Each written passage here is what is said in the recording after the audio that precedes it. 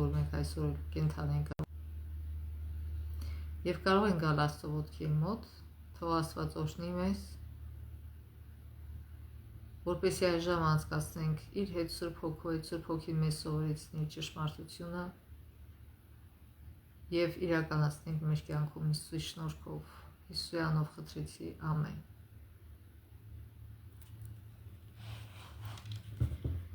Մենք գիտենք, որ այս երամսյակ մենք ուսումնասիրում ենք նոր թեմա, որ կոչվում է Պողոս Արաքյալի առաջին եւ երկրորդ ուղերձների Կորինթացիներին, եւ մենք արդեն հասել ենք 3-րդ դասին, որը կոչվում է Միաբանություն Քրիստոսում։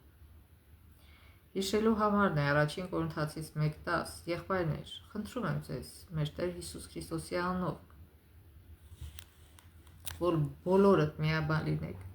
ձեր մեջ երկպառակություններ չլինեն, այլ նույն մտքի եւ նույն կարծիքի մեջ հաստատված լինեք։ Եվ նրանք, ովքեր ուսումնասիրում են վայրի բնությունը, գիտեն, որ որոշ արարածներ ապրում են տարբեր չափերի ոհմակներով, հոտերով կամ խմբերով, սկսած գայլերից մինչև դելֆիններ եւ նույնիսկ մրջյունների բանակները, այս արարածները միասին են մնում։ Շիմպանզեները հատկապես հայտնի են իրենց սոցիալական սերտ կապերով, երբեմն կազմելով 15-ից մինչև 150 անդամ ունեցող խմբեր։ Այնուամենայնիվ, այս հարաբերությունների միշտ չէ, որ ներդաշնակ են եւ երբեմն շիմպանզեները կռվում են միմյանց հետ։ Մարդիկ նույնպես որոշ չափով նման են նրանց։ Ինչու՞։ Որտեղ մեղքից հետո մեղքը տարածվեց, այս մեղսալից հարաբերությունները տարածվեցին եւ մարդկանց, եւ բնության, եւ կենդանիների վրա։ Այսինքն նրանք ոչ միայն հակված են խմբերով ապրելուն, այլև երբեմն կռվում են այդ խմբերի ներսում։ Ոչ միայն կռիվներ է լինում խմբերի, խումբը խմբի հետ, այլ նաեւ խմբի մեջ գտնվող մարդկանց ներսում։ Այսինքն մարդկանց միջև։ Եվ դա իրականություն է նույնիսկ մեր եկեղեցիներում։ Ձևավորվում են խմբավորումներ, հաճախ որևէ խարիզմատիկ առաջնորդի շուրջ։ Խարիզմատիկ նշանակում է հմայիչ։ Պատահում են ավելի վատ իրավիճակներ, երբեմն մի խմբավորումը չի հաշտվում մյուսների հետ։ Եթե երբևէ տեսել եք նման բան ձեր եկեղեցում, եթե այո, ապա կպատկերացնեք այն խնդիրը, որին բախվել էր Պողոսը Կորինթոսում։ Այս շաբաթ մենք ուսումնասիրենք Կորինթացիներին ուղղված առաջին թուղթը, գլուխից առաջին մինչև 4 գլուխը, որտեղ Պողոս Արաքյալ, այսինքն այսօր մենք ուսումնասիրենք դա, որտեղ Պողոս Արաքյալն անդրադառնում է եկեղեցում տիրող վեճերի խնդրին եւ դրանց հաղթահարման ուղիներին, այն է միասնություն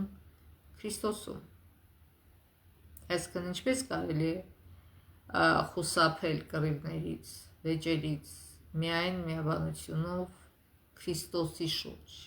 ոչ թե մարդու շուրջ։ Մարդու շուրջ միաբանությունն է, որ ստեղծում է այդ վեճերը եւ խմբավորումները։ Բայց եթե մենք բոլորս Քրիստոսի շուրջը խմբավորվենք, ապա նման բաներ չի լինի։ Պողոսի հորդորը ձեր մեջ երկպառակություններ չլինեն, այլ նույն մտքի ու նույն կարծիքի մեջ հաստատուն լինենք։ Այդ կարծիքը ոչ թե պիտի լինի ինչ որ մեկինը, այլ Հիսուսինը։ Գերակշռում է Կորինթացիների առաջին 4 գլուխներում իրականում գիտնականների մեծ մասը համաձայն այն մտքին, որ միասնություն այն համընդգրկուն թեման է, որ միավորում է նամակի բոլոր մասերը։ Կորինթացիներ առաջին գլուխ 12-ից 17-ը։ Եվ ասում եմ ձեզնից յուրաքանչյուրն ասում է ես Պողոսյան եմ, եւ մյուսը թե ես Ապոլոսյան, եւ մյուսը թե ես Կեփասյան, եւ մյուսը թե ես Քրիստոսյան։ Իսկ արդ միթե բաժանված է Քրիստոս, միթե Պողոսը խաչվեց ձեզ համար, կամ Պողոսի անունով մկրտվեցիք։ Գոհություն եմ հայտնում իմաստուն, որ ձեզնից ոչ ոքի չմկրտեցի, այլ միայն Քրիստոսին ու Գայոսին, որպեսզի ոչ ոք չասի, թե իմ անունով եք մկրտվել։ Ստեփանոսի ընտանիքն էլ մկրտեցի, իհարկե սա այն Ստեփանոսը չի, որին սպանեցին, եւ Պողոս այդ ժամանակ դեր դարձի չէր եկել, հնարավոր չէ, որ ինքը մկրտած լիներ, սա ուրիշ Ստեփանոսի մասն է խոսքը գնում։ Չգիտեմ անունին ուրիշ մեկին, որ մկրտված լինեմ, քանզի Քրիստոս ինձ չուղարկեց մկրտելու, այլ ավետարանելու, ոչ թե խոսքերի ճարտարությամբ, որպեսզի Քրիստոսի խաչը անթունայն չլինի։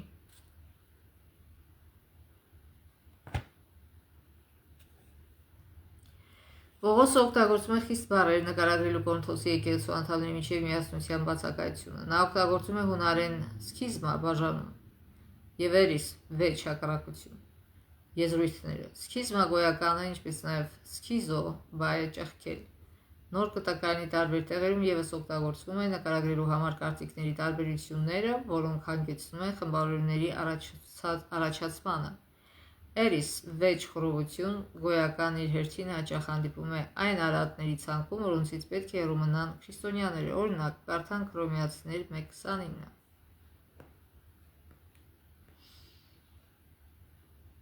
Լցված լինելով ամենայն աներյավությամբ, պոռնակությամբ, անզգամությամբ, ագահությամբ, չարությամբ, կատարյալ նախանձով, սպանությամբ, կռվազանցությամբ, նենգությամբ,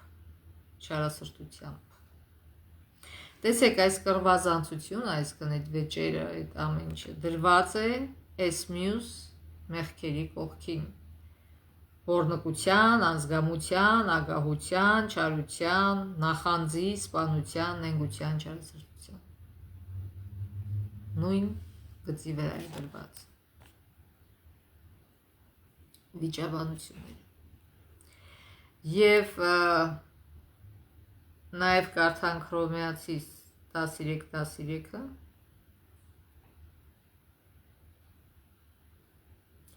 Շարժվենք առաքինությամբ, ինչպես ցերեկով, ոչ անարակություններով եւ հարբեցողությամբ, ոչ պոռնկությամբ եւ պղծությամբ, ոչ նախանձով եւ կռվազանցությամբ։ Նորից դնում է նույն շարքի մեջ, ինչ որ պղծությունն է, նախանձը, պոռնկությունը, կռվազանցությունը նրանց մեջ դրված է նույն շարքի մեջ։ Քրիստոնյան չի լինի կռվասեր կամ կռվազան։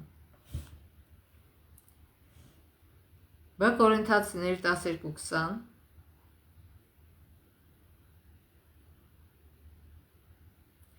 Սակայն վախենում եմ, որ երբ գամ, գուցե ձեզ չգտնեմ այնպես, ինչպես ես կամենում եմ, եւ ես էլ ձեզ համար լինեմ այնպես, ինչպես դուք չեք կամենա։ Գուցե դարձյալ լինեն վեճեր, նախանձ, բարկություններ, գրգռություններ, չարախոսություններ, բամբասանքներ, գոռոզություններ, ամբարտավանություններ, խռովություններ։ Սրանք բոլորը մի շղթայի մեջ են, երբ որ մարդ նախանձում է, բարկանում է, վիճում է, գրգռվում է, չարախոսում է, բամբասում է, գոռոզանում է։ Եվ դա չպետք է լինի եկեղեցուն, բայց ցավոք կա։ Եվ Գաղաթացիներ 5:20 Կռապաշտություն, կախարդություն, թշնամություն, կռիվ, նախանձ, բարկություն, հակառակություններ, երկպառակություններ, բաժանումներ։ Նորից նույն մակարդակի վրա է դրվում ինչ որ այս մեղքերը։ Պղծություն, վավաշոտություն, շնություն, կախարդություն, կռապաշտություն, բարկություն, հակառակություններ, նախանձ։ Կորինթոսի եկեղեցու մարկա տարաձայնություններն ի հայտ եկան նույնիսկ միմյանց դեմ ուղղված դատական հայցերի տեսքով։ Պողոս առաքյալը նրանց գրում է. «Ձեզնից մեկը, եթե խնդիր ունենա իր ընկերոջ հետ, կհամարձակվի դատվել անիրավների առաջ, թե սրբերի առաջ։ Չգիտեք, թե սրբերն են դատում աշխարհը, եւ եթե ձեզնով է դատվում աշխարհը, ապա արժանի չեք չնչին բաներ դատելու։ Չգիտեք, թե մենք հրեշտակներին էլ ենք դատելու, ուր մնաց, թե երկրավորների»։ Այսինքն երբ որ երկու մարդ գնում են եկեղեցի եւ երկուսն էլ նույն եկեղեցում են, այմին գնում են դատարան եւ մեկը մյուսին դատի է տալիս, ինչպիսի ազդեցություն դա կթողնի դատավորի մոտ այդ եկեղեցու վերաբերյալ։ Եվ Հիսուսը գրել է ինչպես լուծել այդ հարցերը։ Ասում է, երբ որ մեկը մի եղբայր մի բան ունի ձեր դեմ կամ դուք մեկի դեմ բան ունեք, ինչ արեք։ Գնացեք իրան ասեք, ոչ թե կռվելով, այլ սիրով, հանգիստ ներկայացրեք։ Սուրբ Հոգով։ Եթե չլսի, ասում եմ, մի ուրիշ երկուսին էլ վերցրեք։ Եթե չլսի, այն ժամանակ ասում եմ, թող ձեզ համար հեթանոսի պես լինի, այսինքն այդ մարդուն պիտի նայեն որպես անհավատի։ Եվ դա չի նշանակում, որ այդ մարդուն պիտի արհամարեն, այսինքն ավետարան ասում որ անհավատներին արհամարեն, ոչ։ Ասում ավետարան անհավատներին այնպես վերաբերվեք, որ իրանք դարձի կան։ Եվ եթե այդ հարցը չլուծվի, երբ որ Պետրոսը հարցրեց Հիսուսին ասեց, քանի անգամներ ենք։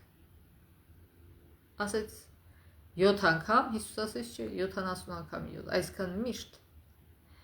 Եվ դրա համար դա խայտարակություն է Հիսուսի հավատքի համար, որ գործը հասնում է մինչև դատարան։ Եվ նույն եկեղեցու մարդիկ դատվում են աշխարհիկ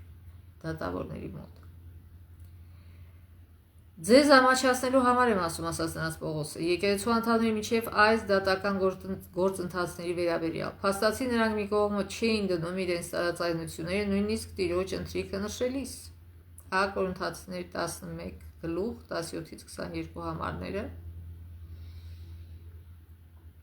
Այսինքն տեսեք ինչքան էր իրանց մոտ տարածված այդ բաժանությունը։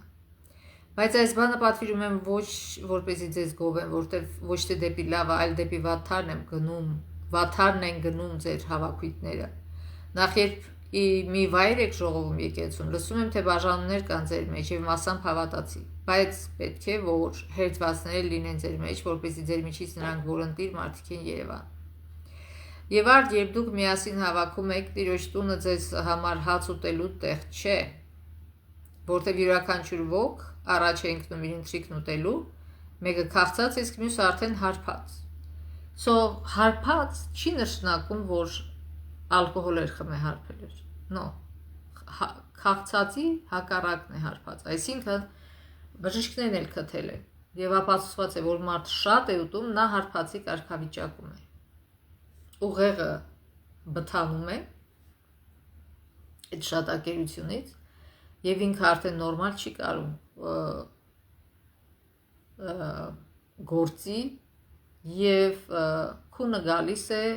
ուղեղը չի աշխատում, բթանում է, նույնը ալկոհոլի դեպքում էլ դու։ Խոսքը գնում է շատակերության եւ քչակերության մասին, այսինքն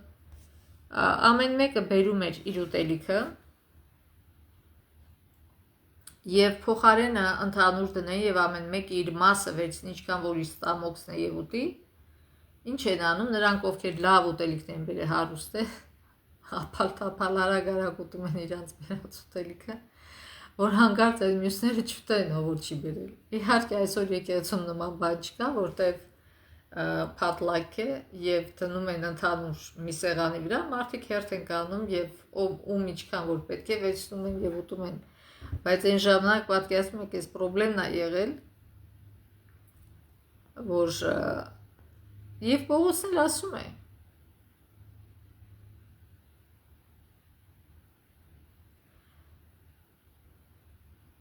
մեկ ասма քաղցածը, մյուսը շատ ատում։ Միթե տներ չունեք ուտելու եւ խմելու համար, այսինքն եթե ձեր նպատակը է որ դուք ձեր ուտելիքը բերեք ու մենակ դուք ուտեք եկեղեցում, դե տուն ուտեք, ինչ եք բերել եկեղեցի, որ դուք ուտեք են սովածներն էլ աղքատներն էլ նայեն ու վատած կա, այսինքն բոլորովին նրբանկատություն չկա, բոլորովին սրտացավություն չկա։ Եվ ինչ է ասում։ Միթե տներ չունեք ուտելու եւ խմելու համար, կամ Աստծո եկեղեցին եք արհամարում եւ ամաչեցնում չքավորներին, ասում ամաչեցնում եք չքավորներին։ Չնայած ամոթալի վիճակում են այդ մարդիկ են։ Ինչ ասեմ։ Գովեմ ձեզ դրա համար։ Չեմ գովում։ Որովհետեւ ես ընդունեցի Տիրոջից ինչ որ ավանդեցի ձեզ։ Այն, որ Տեր Հիսուս այն գիշերը, երբ մատվեց, հաց վերցրեց, գոհություն մատուցեց, կտրեց եւ ասաց. այս է իմ մարմինը, որ ձեզ համար է արեք, այս իմ իշտակի համար։ Այսինքն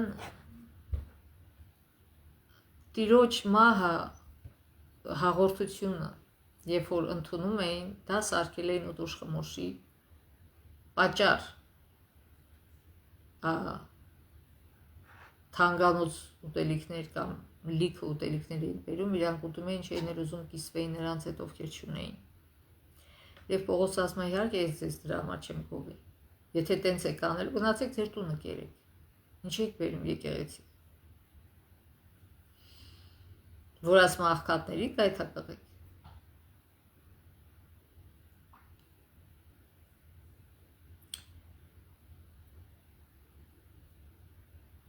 Եկեղեցու անդամների միջև միասնության բացակայության խնդիրն այնքան սարսափելի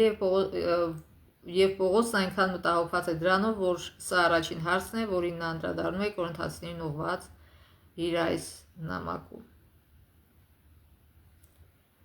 Կարդանք Կորինթացիներ 1:10 Աղաչում եմ ձեզ եղբայրներ, մեր Տեր Հիսուս Քրիստոսի անունով, որ բոլորդ էլ նույն խոսք ունենաք եւ ձեր մեջ բաժանումներ չլինեն, քանզի հաստատ եք նույն մտքի եւ նույն մտածման մեջ։ Այստեղ խմբարորների ձևավորումը դիտվում էր որպես Քրիստոսին հավատարիմ լինելու մերժում։ Ինչու, որտեղ խմբավորվում էին մարդկանց շուրջ, այլ ոչ թե Քրիստոսի շուրջ։ Աստված կանչեց մեզ նրա որդուն մեր Տեր Հիսուս Քրիստոսին հաղորդակից լինելու համար։ Մեր Տերը Քրիստոսն է, եւ մենք պետք է կենտրոնանանք նրա վրա։ Հետևաբար, միթե Քրիստոսը բաժանված է, միթե Պողոսը խաչվեց ձեզ համար, կամ Պողոսի անով մկրտվեցիք, հռետորական հարցերի պատասխանը հաստատակամ ոչն է։ Պողոսը ասում է ոչ։ Քրիստոսը բաժանված չէ, Քրիստոսն է, ով խաչվեց մեզ համար։ Մենք մկրտվել ենք Հոր, Որդու եւ Սուրբ Հոգու անունով։ Պողոսը մեր մասին նշում է. Քրիստոսի մարմինն ենք ու մեկ առ մեկ նրա անդամները։ Կորինթացիս 12:27 Թեև մարմինն ունի բազմաթիվ մասեր, որոնցից յուրաքանչյուրն ունի իր գործառույթը, այնուամենայնիվ այն մեկ մարմին է։ Որպեսզի մարմինը ճիշտ գործի, յուրաքանչյուր մաս պետք է կատարի իր աշխատանքը ըստ իր կարողությունների։ Ինչպես որ մարդկային մարմինը, եթե ձեռքը ասի ոտքը ինձ պետք չի, այդպիսի բան չկա։ Բոլոր օրգաններն, բոլոր մեր մարմնի մասերն մեզ պետք է, որպեսզի մեր մարմինը նորմալ գործի։ Եվ դրա համար, երբ որ ուղեղի կաթված է լինում, եւ ուղեղի ինչ որ մի մաս արյուն է լցվում եւ խանգարվում է այդ բջիջների կապը խախտվում է եւ չնայած մարդ ունի թև ունի, ոսկորը, միացությունները, ամեն ինչ ունի, մկանները, բայց չի կարող աշխատացնել ձեռ ինչու, որտեվ գլխից, որը Քրիստոսն է, եկեղեցին, եկեղեցու գլուխ համարվում է Քրիստոսը, պետք է ստանա սիգնալներ, բայց այդ սիգնալները չի գալիս, որտեվ վնասված է այդ մասը։ Քրիստոսը եւ կապը կտրված է։ Քրիստոսը երբեք չի վնասվում։ Հարցը նրանում է, որ մենք ենք կտրվում Քրիստոսից եւ այդ սիգնալները չի հասնում մեզ, որտեղ մեր ականջները փակ է Քրիստոսի սիգնալների համար։ Եվ այս փոխաբերությունը ցույց է տալիս, որ Պողոսը ձգտում է միասնության, այլ ոչ թե միանմանության։ Այսինքն մեր մարմնի մասերը տարբեր են։ Ոտքը տարբեր է, ձեռքը տարբեր է, ամեն ինչը տարբեր է, ամեն մեկը իր ֆունկցիան է կատարում։ Եթե Պողոսը չի ասում բոլոր նույնն է եղեք, չի կարա այն մյուս տեղում էլ ասում է, չի կարա ամբողջ մարմինը ոտքը լինի։ Այսինքն մեր մարմնի մասերը միանման չեն, բայց միասնական են, որտեղ կենտրոնից են ղեկավարվում։ Եկեղեցու կենտրոնը Հիսուսն է։ Պողոսը ասում է Հիսուսն է եկեղեցու գլուխը։ Բայց եթե որևիցե անդամների մոտ կտրած է այդ կապը գլխի հետ, կենտրոնի հետ, նա արդեն անօգուտ մարմնի մաս է։ Բայց Աստված երբեք ոչ մեկին անօգուտ չի ստեղծել։ Բոլորին տվել է համապատասխան տաղանդներ, որոնք մենք պիտի իրագործենք։ Բայց երբ որ մարդը չի ուզում զարգացնել այդ տաղանդը, այլ նստած քննադատում ուրիշների գործը, Ինչ է լինում։ Կապը կտրվում է, կապ չունի Աստծո հետ եւ այդ տաղանդը չի զարգանում եւ դա դառնում է անպետք անդամ եւ գումարած դրան վնասատու, եթե քննադատում է ուրիշներին, ովքեր գործում են։ Շատ անգամ հենց այդպես է լինում, որ պարապ անդամները, ովքեր ոչինչ չեն անում, քննադատում են նրանց, ովքեր անում են ինչ-որ բան։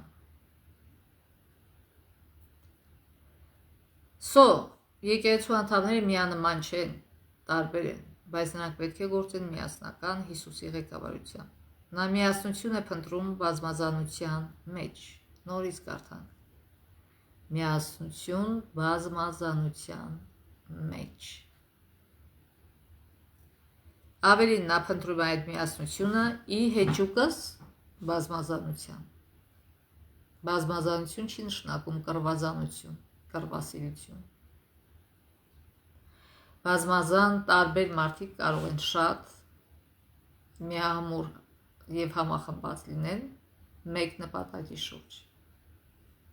Եվ Աստված այդպես ստեղծել մեզ տարբեր է ստեղծել։ Այնուամենայնիվ բոլոր մտքերն ու կարծիքները պետք է ազանվեն Քրիստոսին, մեր Տիրոջը։ Այն փաստը, որ Քրիստոսը մեր Տերն է, այնքան կարևոր հասկացություն է Պողոսի համար, որ նա բազմիցս անդրադառնում է դրան առաջին Կորինթացիների հենց սկզբում։ Այսպիսով, նախքան խմբավորումների ու մարդկային առաջնորդների հարցին անդրադառնալը Պողոսը նախ շեշտում է, որ բոլորս ունենք Հիսուսին որպես մեր Տեր։ Եկեղեցին կենտրոնացած չէ մարդկային առաջնորդների վրա։ Քրիստոնյաները կենտրոնացած են Հիսուսի վրա։ Երբ որ մի մարդ ծառաներ ունի, բազմաթիվ կամ մի քանի հատ, եւ այդ ծառաները պետք է միասնաբար ծառայություն անեն այս մարդուն, այլ ոչ թե այդ մարդու դեմ, չէ՞։ Ոչ թե ամեն մեկ իր համար։ Նույնն այստեղ է, Հիսուսը մեր Տերն է եւ մենք միասնաբար մեր տարաներով, մեր ունակություններով պիտի ծառայենք Հիսուսին։ Այսպիսով նախքան խմբավորումների ու մարդկային առաջնորդների հարցին անդրադառնալը Պողոսը նախ շեշտում է, որ բոլորս ունենք Հիսուսին որպես մեր Տեր։ Եկեղեցին կենտրոնացած չէ մարդկային առաջնորդների վրա, քրիստոնյաները կենտրոնացած են Հիսուսի վրա։ Կորինթացիներին առաջին համարներում Հիսուսի Տեր լինելու շեշտադրումն օգնում է հասկանալու, թե ինչ նկատի ուներ Պողոսը հետևյալ խոսքերը նույն մտքի ու նույն կարծիքի մեջ հաստատուն լինեք։ Տեսեք, եթե մի մարդ ծառաներ ունի, ասենք թե վարորդ ունի, մաքրուհի ունի,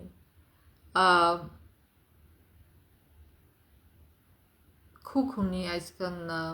որ ուտելիքներն է պատրաստում, այգեպան ունի եւ այլն։ Եվ այս մարդիկ ծառայություն են մատուցում Տիրոջը։ Հիմա իրանք իրենց գլխու են աշխատում, թե անում են Տիրոջ ասածը։ Տերը վարդին ասում է քշի այստեղ, քշում է։ Տերը խնդրում է ուտելիք պատրաստողին, որ պատրաստի սա, եւ նա պատրաստում է։ Այսինքն ամեն մեկը իր գլխու չի գործում, նույնը դա է։ Մենք պիտի քշենք այնտեղ, որտեղ ասում է Հիսուսը, կոպիտ ասած։ Ոչ թե ամեն մեկս մեր էշը քշի։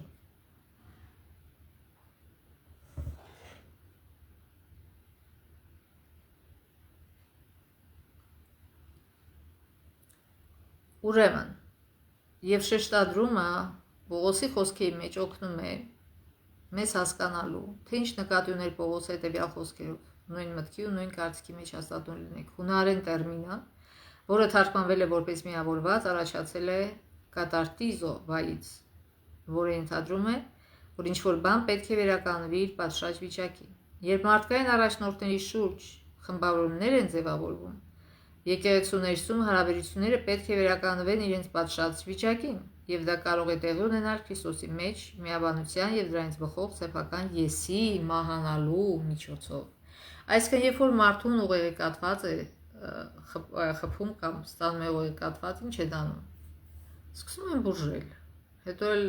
ֆիզիկական թերապիան ան, որ վերականգնվի շարժողական իր շարժողականությունը եւ նաեւ խոսքի թերապիան անում, որ իր խոսելը վերականգնվի, եթե դա էլ է վնասվել։ Եվ ուրեմն, երբ որ խնդրեմը կա,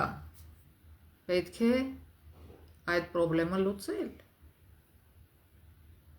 այլ ոչ թե բարձի թողի թողել, որ խմբավորումներ լինեն եկեղեցուն եւ իրար հետ անհաշտ լինեն։ Եվ որն է այդ լուծումը, այն որ ամեն մեկը հրաժարվի իր եսից, մահանա իր եսի համար,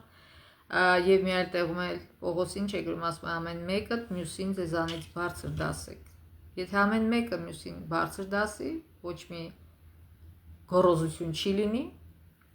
ոչ մի նախանձ չի լինի եւ ոչ մի կռվազանություն չի լինի, կռիվ չի լինի եւ երկպարակություն։ Ընդհանուր առմամբ խմբավորումները ձևավորվում են մարդկային առաջնորդների չափազանցված բարձր գնահատումից։ Սա լուրջ սպառնալիք է թե եկեղեցու միասնությանը, թե անդամների հոգևոր առողջությանը, որովհետև քրիստոնեական ծառայության աղավաղված ընկալումը կարող է հանգեցնել նրան, որ եկեղեցին չափազանց մեծ կարողություն տա որոշ առաջնորդների ի հաշիվ մյուսների։ Այսինքն մարդիկ օրինակ են վերցնում աշխարհից։ Աշխարհում ընտրում են ծառայողներին, պրեզիդենտների, վայս պրեզիդենտ եւ այլն։ Ինչի համար, որ ծառայեն ժողովրդին, բայց տեղի ունեն հակառակը եւ շատ անգամ մարդիկ քցնում են այդ առաջնորդներին, բարձրացնում են այդ առաջնորդներին։ Եվ ինչ է տեղ ունենում, առաջնորդը դառնում է ամբարտավան, կարծում ենք ինչ որ անում է ճիշտ է, եւ այս անցել է եկեղեցի։ Բազմաթիվ անգամներ նկատել եմ, որ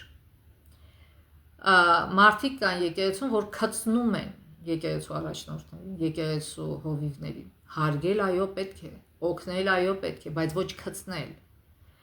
Իսկ մյուս հասարակ անդամներին էլ մանավանդ ով չունևոր է,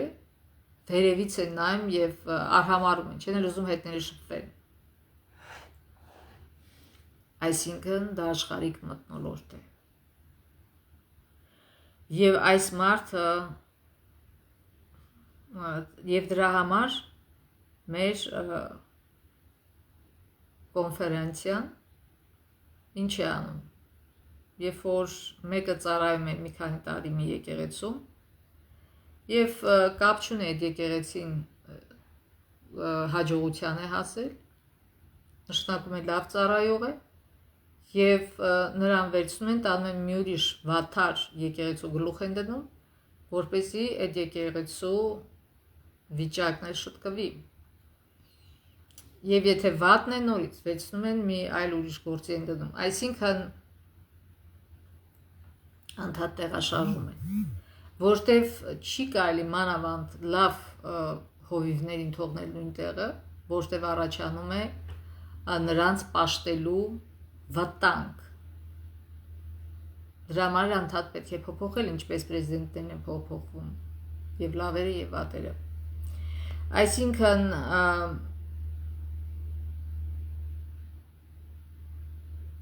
դա վտանգ է ստեղծում, որ մարդիկ սկսում են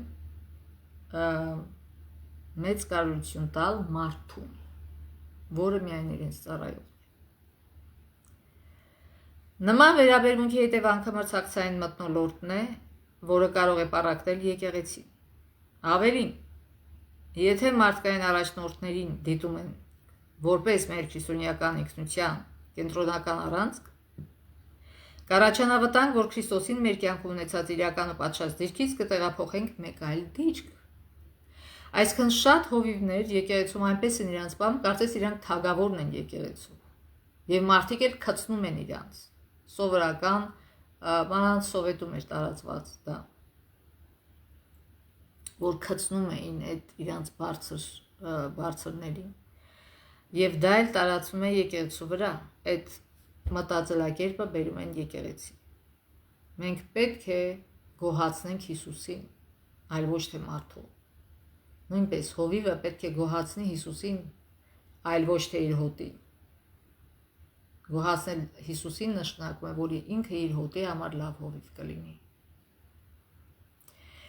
Եվ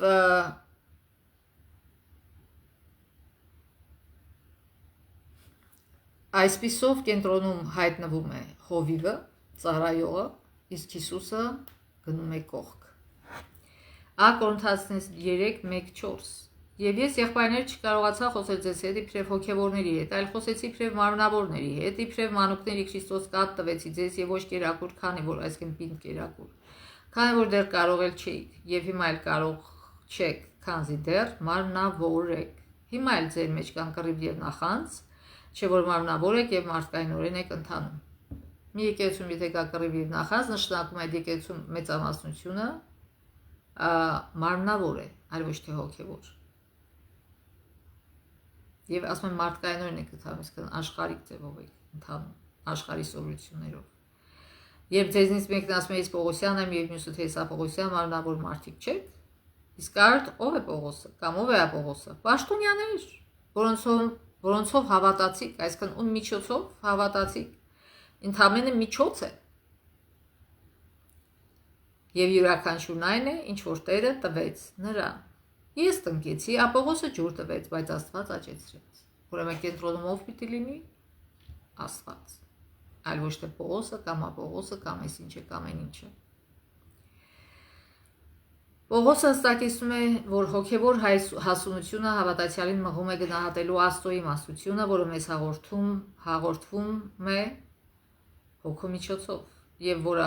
հակադրվում է այս աշխարհի իմաստության ու մարդկային իմաստությանը։ Աստծո իմաստությունը բացահայտվում է Քրիստոսի խաչի մեջ։ Ավելի ճիշտ, Աստծո իմաստությունը հայտնում է Քրիստոսի չարչարանքների մահվան ու հարության մեջ, այսպիսով նախքան միասնության ուղված իր հորդորն ամփոփելը Պողոսը ցանկանում է, որ իր ընթերցողները հասկանան Քրիստոսի մեջ ճշմարիտ իմաստության ու հայտնության կարիքը, ու հասունության կարիքը կներեք։ Իմաստուն ու հասուն քրիստոնյաները հոգևոր մարդիկ են, ոչ թե մարմնավոր կամ մանուկների նման։ Գիտեք, երեխաներ են, չէ՞, շատ սիրում կռվել, բայց հետո շուտ հաշտվում են ի տարբերություն մեծերի։ Նրանք հոգևոր բաները հոգևորի հետ են համեմատում, որտեղ հոգևոր բաները հոգևոր կերպով են քննվում։ Իմաստուն ու հասուն քրիստոնյաները սնվում են պինդ կերակուրով, այլ ոչ թե կաթով։ Այն հավատացյալը, որ կաթնակերը արդարության խոսքին անփորձ է, քանի որ երեխա է, իսկ պինդ կերակուրը կատարյալների համար է, որոնց զգայարանները վարժված են բարին ու չարը զանազանելու։ Եվ ամենավտանգորը նրանն է, որ երբ որ մարդը կաթնակեր, հավատացյալ է։ Բայց կարծում է, թե ինքը շատ հասուն հավատացյալ է, այդտեղ գալիս է խնդրեմը։ Իմաստուն ու հասուն քրիստոնյաները չեն ասում ես պողոսական եմ, իսկ մյուսը ես ապողոսական, նկատի ունենալով տարբեր մարդկանց։ Ի վերջո այդ մարդիկ, ինչպես եւ նրանք, Աստծո գործակիցներ են։ Մենք որպես եկեղեցի Աստծո մշակության դաշտն ենք, շինություն ու տաճարը, մենք բոլորս պատկանում ենք Աստծուն Քրիստոսի միջոցով։ Այլ ոչ թե ինչ որ մարդու հովիվին կամ սրա նրան։ Կորինթացիներ 4:1-ից 1 առաջին եւ երկրորդ համարները։ Այսպես մարդիկ թող համարեն մեզ իբրև սպասավորներ Քրիստոսի եւ տնտեսներ Աստծո խորհուրդների։ Տերերն են սպասավորներին հաճեցնում կամ քծնում, թե հակառակն է լինում։ Իհարկե պետք չի ոչ մեկին քծնի, քծնանքը վատ բան է, ասենք հաճեցնել այդ բառը։ Ուրեմն հովիվը պիտի ձգտի հաճեցնել հոտին, բայց առաջինը Քրիստոսին, հետո նոր Քրիստոսի պրիզմայով հոտին, եթե հոտը ճիշտ բան է ուզում։ Բայց եթե հոտը ճիշտ բան չի ուզում, նա պետք է ուղղի հոտին եւ չթողի, որ մոլորվի։ Ուրեմն, ասում եմ, մենք սպասավորներ ենք Քրիստոսի, տնտեսներ Աստծո խորհուրդների, արդ տնտեսների մեջ փնտրվում է նա, թե ով հավատարիմ կգտնվի, հավատարիմում Հիսուսին։ Ուրեմն այն համարն է, որ մենք կարդացինք, Պողոս ակնարկում է, որ խմբավորումները հոգևոր հասունության պակասի արդյունք են, սակայն այս թեմային անդրադառնալուց առաջ նա հաստատում է, բայց մենք Քրիստոսի միտքն ունենք։ Այս արտահայտությունը ամենայն հավանականությամբ վերաբերվում է Քրիստոսի մտածելակերպին ու գործելակերպին, այլ կերպ ասած, հավատացյալ ունի Քրիստոսի միտքը, երբ մտածում ու գործում է Քրիստոսի նման, Սակայն այս միտքը կյանքի բոլոր ոլորտներում գործնականում կիրառելը հեշտ չէ, արդյոք այդպես չէ։ Հունա-հռոմեական աշխարհում մեծ մրցակցություն կար քաղաքական գործիչների, իմաստասերների, մտածողների ու կրոնական առաջնորդների միջև։ Մշակութային ընդունվածություն վայելելու ձգտումը ըստ երևույթին Կորինթոսի եկեղեցուն մղել էր հետևելու աշխարհիկ չափանիշների, սա կարող է վտանգ լինել նաև այսօրվա եկեղեցու համար, որտեղ այսօր էլ նույն վիճակն է աշխարհում։ Կատաղի մրցակցություն կա քաղաքական գործիչների, կրոնական առաջնորդների եւ այլների միջև։ Ուրեմն ինչ էր տեղի ունենում։ Իրենք նույնպես ուզում էին ճանաչված լինել։ Այսինքն ընդունված լինել։ Եվ դրա համար ինչ էին արել։ Իրենց սրբության պլանկան իջացրել էին, որ ընդունվեն աշխարհից։ Բայց չէին մտածում Հիսուսը դա ընդունում է թե ոչ։ Եվ սա շատ մեծ վտանգ է։ Ֆիլիպպեցիներ 2-րդ գլխի 5-ից 8 համարներին չեն ասում։ Ձեզանից յուրաքանչյուրը թող խորի այն, ինչ որ կա Քրիստոս Հիսուսի մեջ, որը Աստծո կերպարանքով էր, բայց Աստծուն հավասար լինելը հափշտակություն չհամարեց, այլ իր անձը ունայնացրեց, ծառայի կերպարանք առնելով, մարդկանց նման լինելով եւ մարդու կերպարանքով խոնարհեցրեց ինքն իրեն,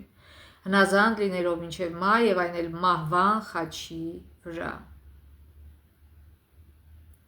Դրա համար էլ Աստված նրան առավել բարձրացրեց եւ նրան շնորհեց մի անուն, որ վեր է քան ամեն անուն, որպես Հիսուս Քրիստոսի անունով խոնարհվի ամեն ծունկ, լինի թե երկնավորների, թե երկրավորների։ Եվ ամեն լեզու խոստովանի, թե Հիսուս Քրիստոսն է իբարս Հայր Աստծո։ Ինչպես Կորինթոսում, այնպես էլ Ֆիլիպպեի եկեղեցում կային բաժանումներ, գուցե ավելի փոքր չափով։ Համարները մեզ սովորեցնում են, որ քրիստոսանման ծառայությունը պահանջում է մեռնել սեփական եսին ու եսասիրական ձգտումներին եւ փոխարենը ձգտել ուրիշների մեզանից առավել օրհնելու, ինչպես արեց Հիսուսը։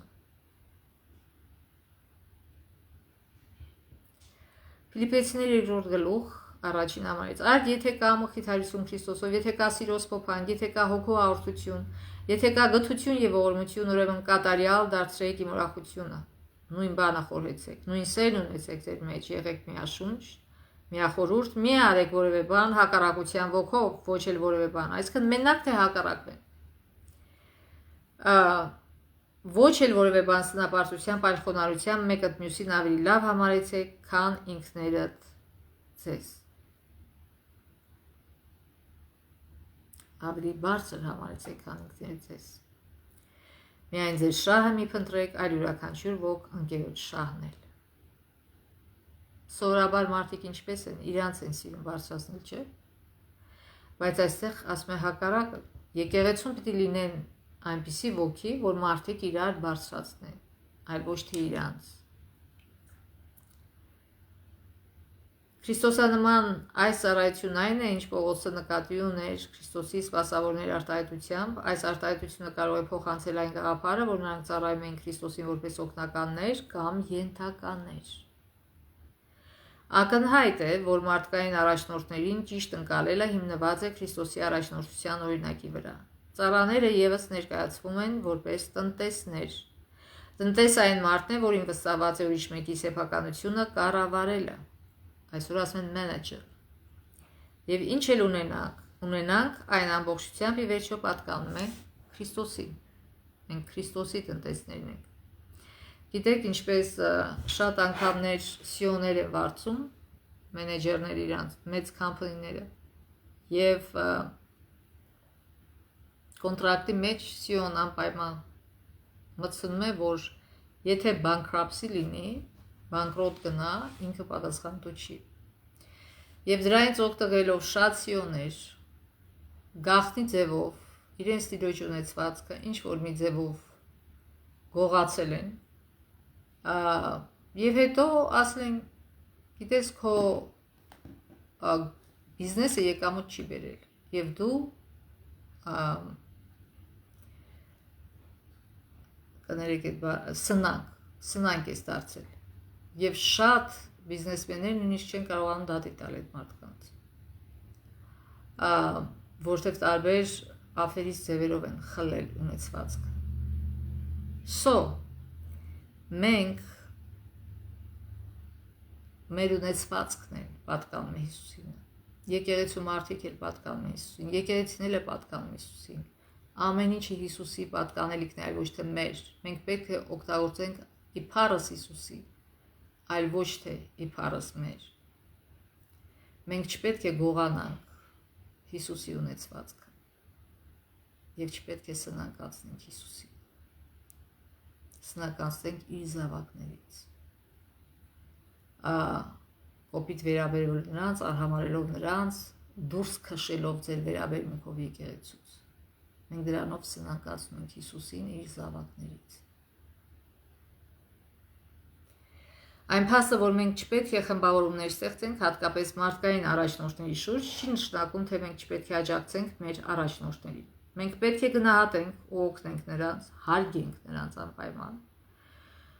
ովքեր առաջնորդում են եկեղեցական աշխատանքը։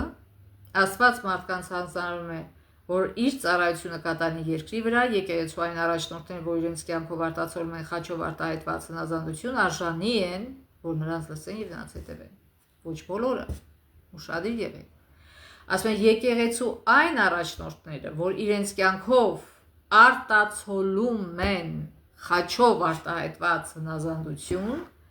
արժանի են, որ նրանց լսեն եւ նրանց հետևեն եւ նրանց օգնեն։ Հետևել պետք է Հիսուսին։ Եվ Պողոս ինքն էլ ասում էր. իմ օրինակին հետևեք, որտեվ ինքը հետևում էր Հիսուսի օրինակին։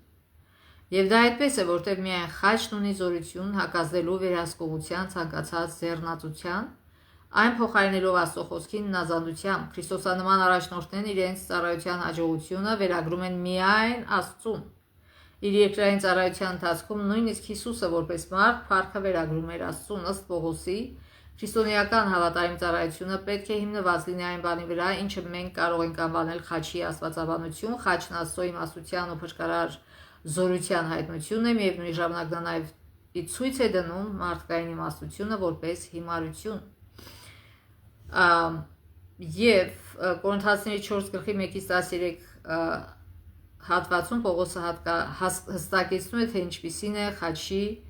այդպիսի աստվածաբանությունը։ Նա նախնադը նշում է, որ Աստված է սահմանում քրիստոնեական առաջնորդության չափանիշը, երկրորդ նա շեշտում է այն փաստը, որ տառապանքը ճշմարիտ քրիստոնեական ծառայության բնորոշ հատկանիշն է։ Այս երկրորդ կետը հետագա զարգացման կարիք ունի։ Ուրեմն, Բ Կորինթացիներ 11:23-28 համարներ։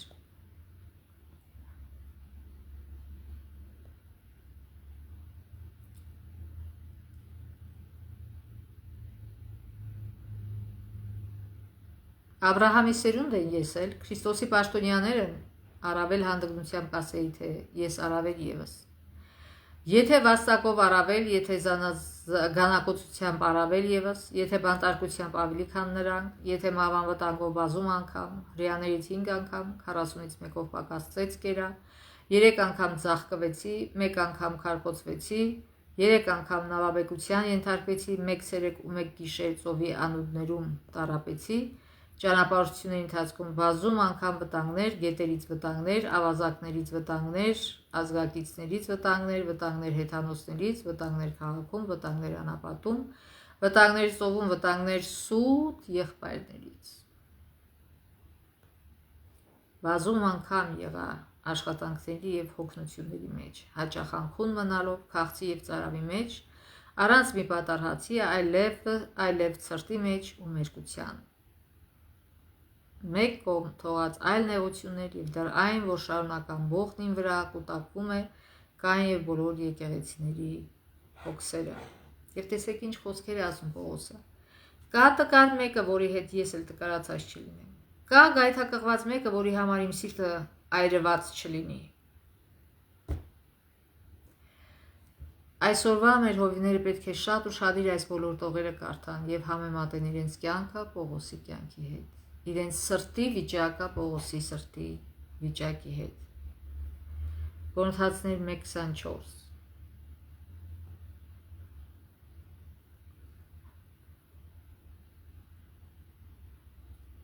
Եթե ամուրը անսասան մնաք հավատի մեջ եւ անխախտ լույսի մեջ այն ավետարանի, որ լսեցիք եւ որ քարոզվեց երկնքի տակ գտնվող բոլոր արարածներին եւ որին ես Պողոսս սպասավոր եղա։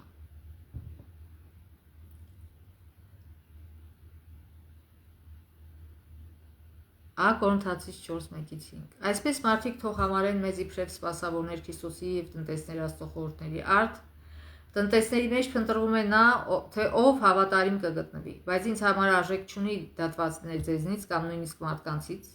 եւ ես ինքս ինձ էլ չեմ դատում, որովհետեւ ինքս իմ մասին բան չգիտեմ, բայց սրանով չեմ արդարանում, որտեւ նա, որ դատում է ինձ, Տերն է։ Ուրեմն ժամանակից առաջ մի դատեք, մինչև գա Տերը, որ ի լույս է հանելու խավարի գաղտնիքները եւ հայտնի է դարձնելու սրտերի խորհուրդները եւ ապա յուրաքանչյուրը գովասանք պիտի ստանա Աստծուց։ Այսինքն ասում է այն, ինչ որ ապացույց չունեք, մի հանդգնեք ենթադրությամբ, ձեր ենթադրությամբ դատել եք մարդուն։ Եթե ապացույց ունեք, այո, իրեն սիրելով զգուշացրեք իրեն, բայց եթե ապացույց չունեք, մի ենթադրություններ արեք։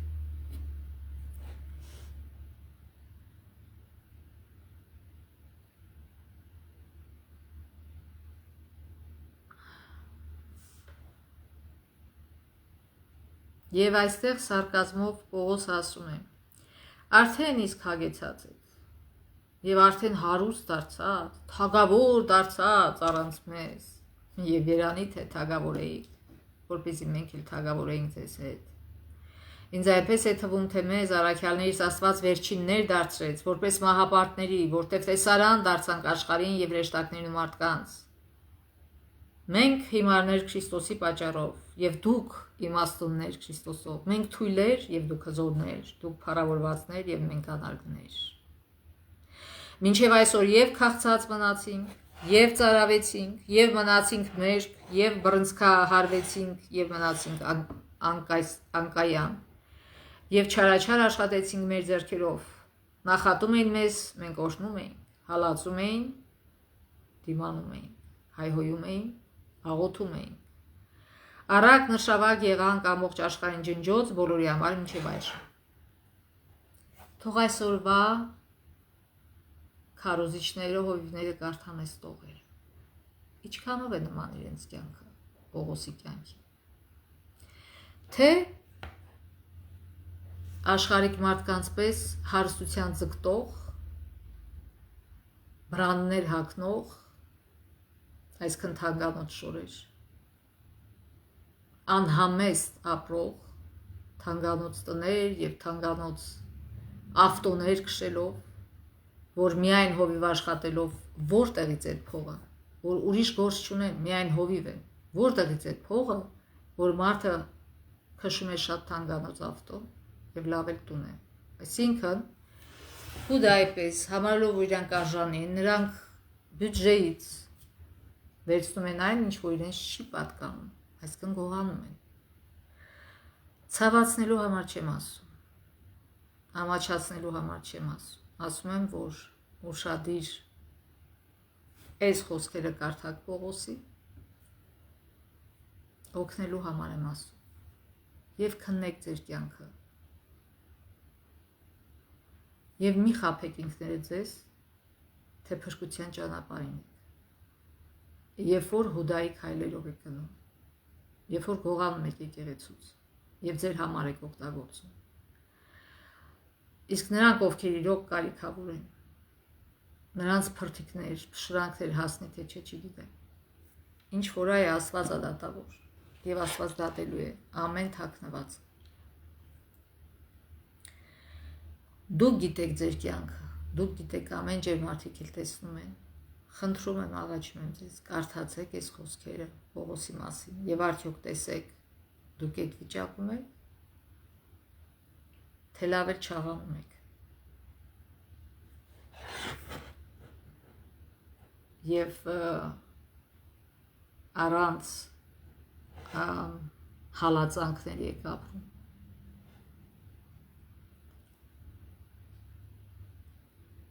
Տխրությամբ եւ ցավով եմ սա ասում, ոչ թե քննադատելու համար։ Չեմ ուզում, որ խաբված լինենք ոչ մեկս։ Չեմ ուզում, որ երբ որ Հիսուսը գա, ասի ձեզ չեմ ճանաչում, ինչ որ մեկին մեզանից։ Թե շարքային անդամներին, համար եմ ասում, թե առավել ևս հովիվների։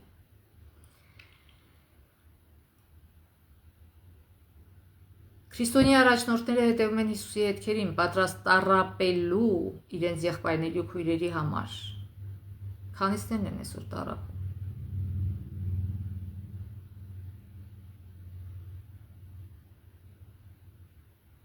Թե իրենց համար փափուկ ապրում են։ Եվ եթե կարիք լինի նույնիսկ մահանալ հանուն իրենց ծառայության, Պողոսը իրեն եւ Ապողոսին անվանում են մահապարտներ, նրանք նկարագրվում են որպես մարդիկ, որ դիմանում են սննդի ու ջրի պակասին, ինչպես նաեւ վատ հագնված, ծեծված եւ անտում։ Այսօրվա քարոզիչների նայում ես նման չեն, որ նման չի նրան, որ սննդի պակաս ունեն։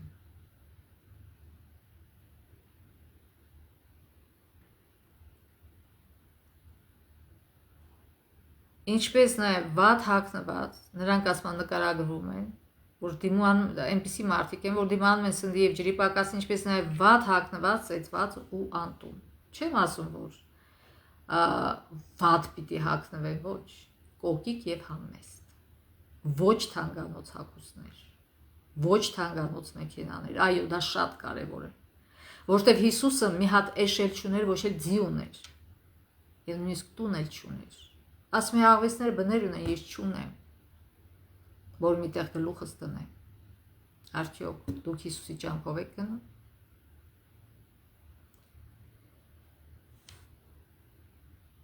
Բացի այդ, նրանց նաև հայոյում էին, հալածում, զրպարտում եւ որ իրենք աշխարհի համար աղբ են դարձել, մինչեւ այժմ բոլորից անարգված լինելով։ Եթե ձեզ այդպես չեն վերաբերում, նշանակում է դուք Հիսուսին չեք հետևում։ Ավելին, հեգնանքով Կորինթացիներին անվանելով հարուստներ, թագավորների մասուններ ու պատվավորներ, Պողոսը ցույց է տալիս, որ հպարտությունը չպետք է տեղ ունենա ճշմարիտ քրիստոնեական առաջնորդության մեջ, քանի որ այն բաժանման արմատն է եկեղեցում հպարտությունը։ Գիտեք, երբեմն նայում եմ հավատացյալներին եկեղեցու անդամներին, այնքան sense տեսք ունեն, նենց հպարտ։ Չեմ ասում խեղճ եղեք համեստ։ Ձեր մասին ավելին մի մտածեք, քան թե որ կաք։ Ուրիշներին բարձրացրեք, այլ ոչ թե ձեզ։ Վերջում կարդանք Էլեն Ուայթի վկայությունների եկեղեցու համար հատոր առաջին, Աստծո ճշմարիտ հավատավոր մնացոտ ժողովրդի միաբանությունը, միասնությունը հզոր վկայություն են փոխանցում աշխարհին այն մասին, որ նրանք ունեն ճշմարտությունը եւ Աստծո առանձնահատուկ ընտրյալ ժողովուրդն է։ Այս միաբանությունն ու միասնությունը շփոթության մեջ են գցում թշնամուն եւ նա վճռական է տրամադրված, որ նրանք գոյություն չունենան։ Ներկա ճշմարտությունը, որին հավատում են սրտով եւ որն արտացոլվում է կյանքում, Աստծո ժողովրդին մեկ է դարձնում եւ նրանց հզոր ազդեցություն է տալիս։ Եվ նաև 4-րդ հատորից Աստված առաջնորդում է ժողովրդի, որպեսզի նրանք կատարյալ միասնությամբ կանեն հավերժական ճշմարտության հարթակի վրա։ Քրիստոսն իրեն տվեց աշխարհին, որպեսզի իր համար մաքրագործի մի սեփական ժողովուրդ նախանձախնդիր բարի գործերի։ Այս զտման գործընթացը նպատակաուղղված է եկեղեցին մաքրելու ամեն անարդարությունից, երկպարակության ու հակառակության ոգուց, որպեսզի նրանք քանդելու փոխարեն կառուցեն եւ իրենց եռանդը կենտրոնացնեն իրենց արժեվ դրված մեծ գործի վրա։ Աստված ծրագրել է, որ իր ժողովուրդը համախմբվի հավատքի միաբանության մեջ։ Քրիստոսի աղոթքը իր խաչելությունից անմիջապես առաջ այն էր, որ իր աշակերտները մեկ լինեն, ինչպես ինքն էր մեկ հոր հետ, որպեսզի աշխարհը հավատա, որ հայրն է ուղարկել իրեն։ Այս ամենահուզիչ հրաշալի աղոթքը հասնում է դարերի միջով, մինչև մեր օրերը, քանզի նրա խոսքերն էին։ Բայց միայն նրանց համար չեմ խնդրում, այլ նաև նրանց, ովքեր նրանց խոսքի միջոցով կհավատան ինձ։ Փառք Աստծո, շնորհակալ ենք Աստծուց այս խոսքերի համար։ Հիսուսը աղոթել է մեզ համար այսօր, այն ժամանակ, բոլորի համար, ովքեր երբևէ կհավատան իրեն։ Թող Աստված մեզ օգնի, նույնիսկ գիտեմ ծառայողների եւ իրենց կանանց, ովքեր ասել են, այո, մենք պետք է օգտվենք եւ այս աշխարհի բարիքներից եւ նաեւ հոգեոր լինենք։ Ով է ձեզ այդպես խաբել, կարդացեք Աստվածաշունչը, կարդացեք ավետարանը, ինչ է գրած այնտեղ։ Չեմ ասում, որ պիտի աղքատ լինի հովիվը կամ շարքային թեկուզ անդամը, ոչ, այլ որ այդ ամեն ինչը պիտի ուղղված լինի օգտագործելու որպես Քրիստոսի ունեցվածք, Քրիստոսի գործը առաջ տանելու համար եւ մարդկանց հավատքի բերելու համար, այլ ոչ թե հակառակը։ Նորից ոչ թե քննադատելու համար եմ ասում, ցավում եմ եւ աղոթում եմ, որ Աստված բացի բոլորիս աչքերը, որ մեր թերությունները, մեր սխալները տեսնենք, զգանք, ապաշխարենք եւ թողնենք։ Թող Աստված օրհնի մեզ դրանում։ Հիսուսի ողորմությամբ մինչև մյուս շաբաթ։